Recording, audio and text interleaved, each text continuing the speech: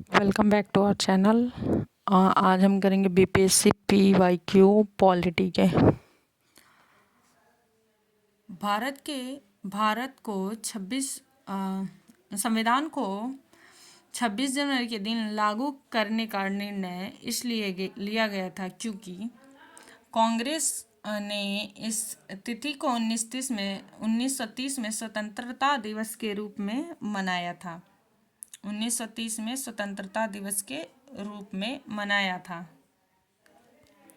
भारतीय राष्ट्रीय कांग्रेस का लाहौर अधिवेशन जो था वो 1929 दिसंबर 1929 में हुआ था। उसमें पूर्ण स्वराज की घोषणा की गई थी तथा 26 जनवरी 1930 को स्वतंत्रता दिवस के रूप में मनाए जाने का संकल्प लिया गया था। और आज़ादी के पूर्व तक 26 जनवरी को स्वतंत्रता दिवस के रूप में मनाया जाता रहा था, परंतु भारत जो था वो 15 अगस्त 1947 को ही स्वतंत्र हो गया। तब से प्रत्येक वर्ष 15 अगस्त को ही स्वतंत्रता दिवस के रूप में मनाया जाने लगा, जबकि स्वतंत्रता प्राप्ति के पश्चात 26 जनवरी की तिथि को अविस्मरणीय बनाने हेतु भारतीय संविधान को पूर्णतः जनवरी 1950 में लागू किया गया था। और तब से प्रत्येक वर्ष 26 जनवरी को गणतंत्रता दिवस के रूप में मनाया जाने लगा। भारतीय संविधान में शामिल है 395 अनुच्छेद, 22 भाग और 12 अनुसूचियां। भारतीय संविधान में लगभग 450 से अधिक अनुच्छेद है, परंतु ये सभी मूल अनुच्छेद नहीं है। मूल अनुच्छेद में 395 अनुच्छेद, मूल संविधान में 395 अनुच्छेद, 8 अनुसूची और 22 भाग थे। अनुसूचियों की संख्या 8 से बढ़कर अब 12 हो गई हैं। भारतीय संविधान में है कितने? 395 आर्टिकल। 400 से अधिक तो 400 से अधिक हो, बढ़ के 400 से अधिक तो हो ही गए हैं। 450 के आसपास हो गए हैं, तो 400 से अधिक। संघीय सूची का मिलान करें तो मिलान करें।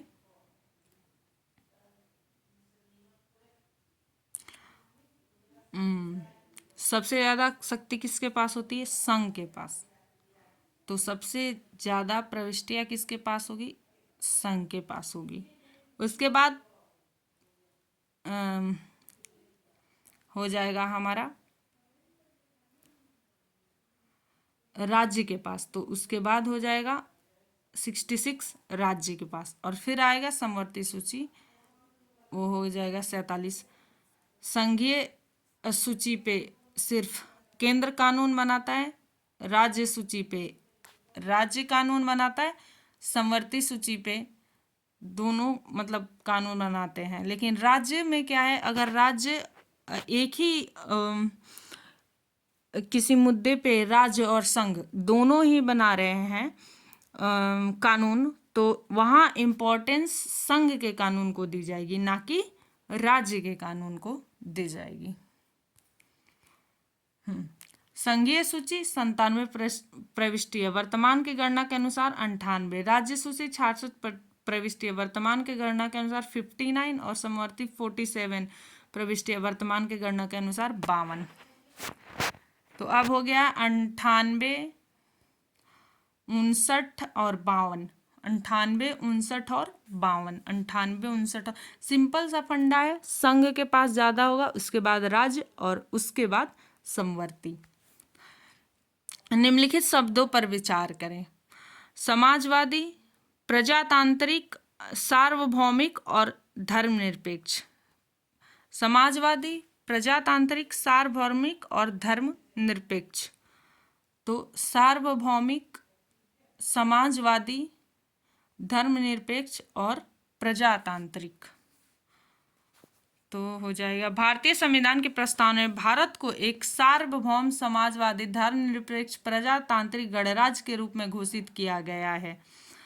भारतीय संविधान में पंथ निरपेक्ष शब्द का उल्लेख किया गया है, ना कि धर्मनिरपेक्ष शब्द का उल्लेख किया गया है। भारतीय संविधान की प्रस्तावना में समाजवादी शब्द किस संशोधन के तहत जोड़ा गया था? तो ये 42वें संशोधन के तहत जोड़ा गया था। 42वें संविधान संशोधन अधिनियम 1976 द्वारा भारतीय संविधान में कितने शब्द जोड़े गए थे? 3। समाजवादी, पंथनिरपेक्ष और अखंडता शब्द जोड़ा गया था। एक नया राज्य बनाने में संवैधानिक संशोधन के लिए कौन सा बहुमत चाहिए? संवैधानिक संशोधन के लिए साधारण बहुमत चाहिए होता है। एक नया राज्य के निर्माण के लिए संशोधन हेतु अनुच्छेद 368 के तहत विशेष प्रक्रिया नहीं अपनाई जाती है। संविधान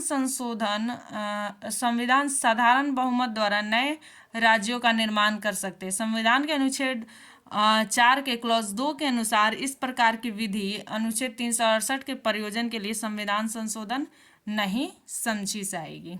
उन मौलिक अधिकारों का चयन करें जो भारतीय नागरिकों को प्राप्त है परंतु गैर नागरिकों को नहीं प्राप्त है। तो अभिभाषण और अभिव्यक्ति की स्वतंत्रता ये भारतीयों को प्राप्त है, गैर नागरिकों को नहीं प्राप्त है। कानून के समक्ष समता ये सबको प्राप्त है। अल्पसंख्यकों का अधिकार ये सिर्फ भारतीयों को प्राप्त है। जीवन और स्वतंत्रता का संरक्षण ये सबको प्राप्त है। तो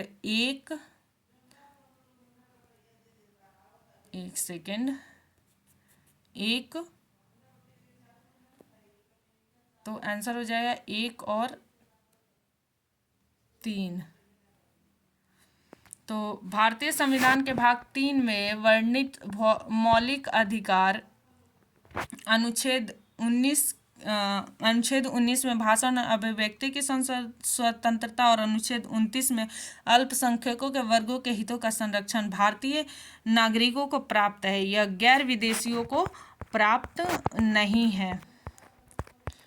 उच्चतम न्यायालय की व्यवस्था के अनुसार निजी भवनों के ऊपर राष्ट्रीय झंडा को फहराना डैश के तहत हर मौलिक नागरिक का अधिकार बन गया। हर नागरिक का मौलिक अधिकार बन गया। तो ये संविधान के आर्टिकल 19(1) के तहत बन गया।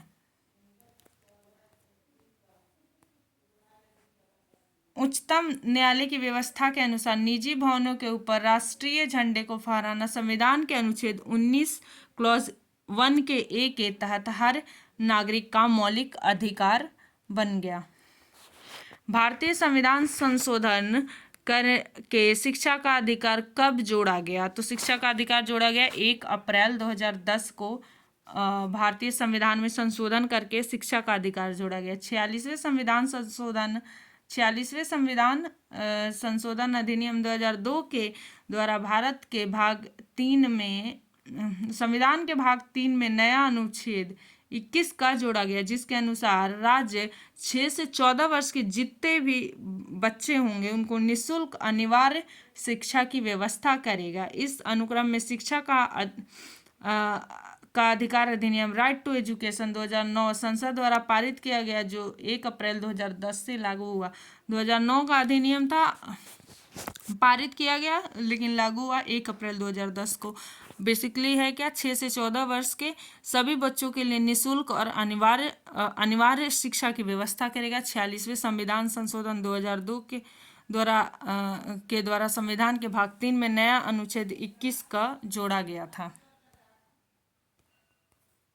निम्न में से कौन सा एक मानव अधिकार भारतीय संविधान के अंतर्गत मौलिक अधिकार नहीं है? सूचना का अधिकार तो मौलिक अधिकार है, शिक्षा का अधिकार भी है, मकान का अधिकार और काम का अधिकार ये फंडामेंटल राइट नहीं है। अगर काम का अधिकार फंडामेंटल राइट होता तो हर किसी को नौकरी देना जरूरी था, और मकान का अधिकार भी अगर फंडामेंटल राइट होता तो हर किसी को मकान देना अनिवार्य होता, और इसके लिए वो लोग कोर्ट तक जा सकते हैं। फंडामेंटल राइट क्या होता है? राज्य के विरुद्ध नागरिकों का अधिकार होता है। फंडामेंटल राइट ये राज्य के विरुद्ध नागरिकों का अधिकार होता है, जिसके लिए वो कोर्ट जा सकते हैं अगर गवर्नमेंट फुलफिल नहीं करता है। तो भारतीय संविधान के अनुच्छेद 19(1) के अनुसार सभी नागरिकों को वाक स्वतंत्रता और अभिव्यक्ति स्वतंत्रता का अधिकार प्राप्त है।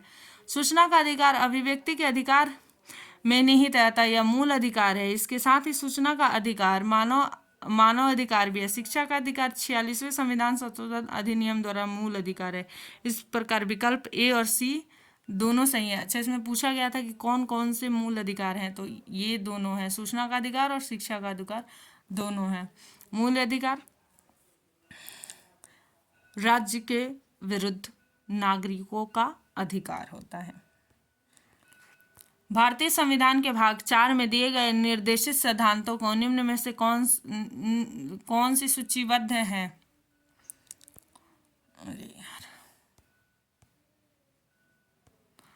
समान काम के लिए समान वेतन, समान नागरिक संहिता, छोटे परिवार का मानदंड और प्राथमिक स्तर पर मातृभाषा में शिक्षा। प्राथमिक स्तर पर मातृभाषा में शिक्षा तो सूचीबद्ध है। ये है समान कार्य के लिए समान वेतन और समान नागरिक संहिता 1 और 2 दोनों।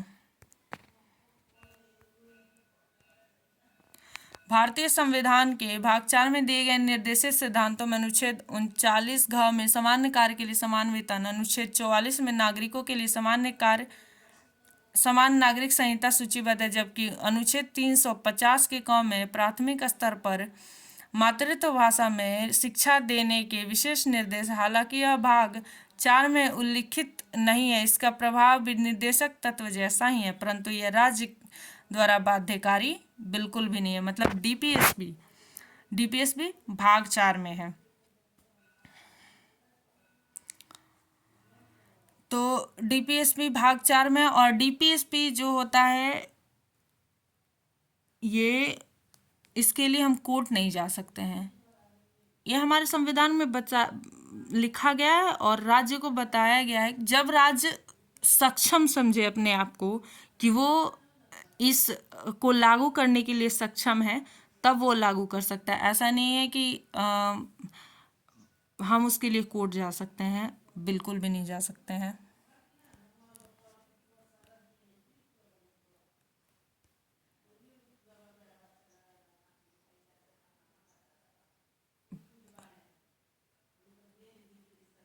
भारत के संविधान में मौलिक कर्तव्य किस संविधान संशोधन के द्वारा जोड़ा गया है? भारत मौलिक कर्तव्य तो ये जोड़ा गया है 42वें संविधान संशोधन के थ्रू स्वर्ण सिंह समिति की सिफारिश पे जोड़ा गया था। आर्टिकल 51 के क में और भाग 4 के क में 1976 में जोड़ा गया था। 42वें संविधान संशोधन के तहत 11 मूल कर्तव्य हैं। भारत के राष्ट्रपति अपनी शक्तियों का प्रयोग करते हैं सीधे अथवा अपने अधीनस्थ अधिकारियों के द्वारा। भारतीय संविधान के अनुसार भारत का एक राष्ट्रपति होगा, ये कहा गया आर्टिकल 52 में, जिसमें संघ की कार्यपालिका शक्ति निहित होती है और यह इसका प्रयोग इस संविधान अनुसार